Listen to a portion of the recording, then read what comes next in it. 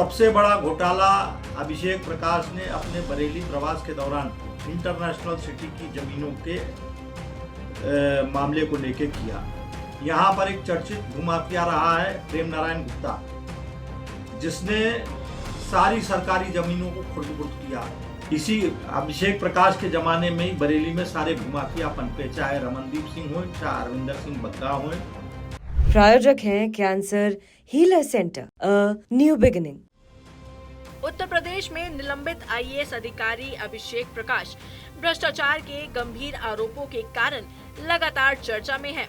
बरेली के पूर्व डीएम अभिषेक प्रकाश पर बेनामी संपत्तियों और सरकारी जमीनों को हड़पने का आरोप है। तो अब इस मामले में भाजपा नेता महेश पांडे की एंट्री हो गई है।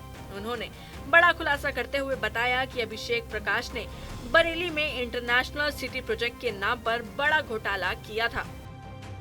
अभिषेक प्रकाश जिस टाइम पे बरेली में जिलाधिकारी थे, काफी चर्चित रहे।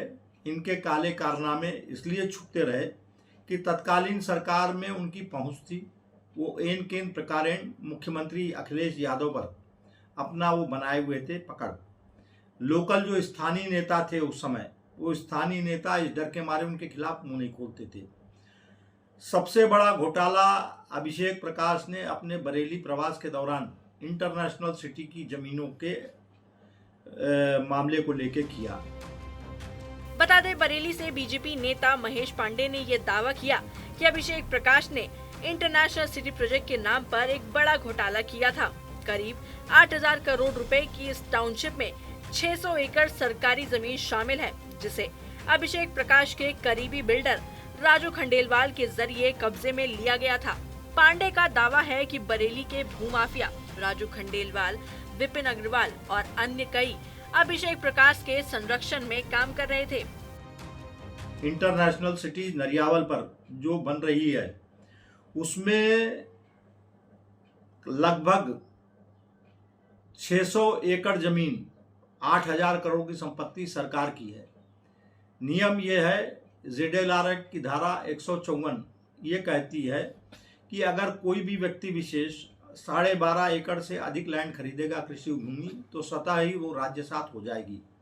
यहाँ पर एक चर्चित भूमाफिया रहा है प्रेम नारायण गुप्ता, जिसने सारी सरकारी जमीनों को खुर्द-बुर्द किया, जिसमें मुख्य रूप से राधेश्याम एनक्लेव वाली जमीन, जिसे कस्बा हाफिजपुर का गाटा संख्या 488 जाना जाता है, ये 48,000 वर्ग मीटर जमीन थी। ये तालाब था।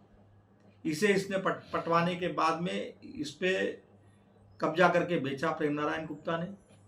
इसी तरह से नगर निगम की काफ़ी संपत्तियां नगर निगम के अधिकारियों से मिलकर इसने खुर्द-बुर्द की। इसी अभिषेक प्रकाश के जमाने में ही बरेली में सारे भूमाफिया पनपे, चाहे रमनदीप सिंह हो, चाहे अरविंदर सिंह बग्गा हो, और चाहे राजू खंडेलवाल या विपिन अग्रवाल हो।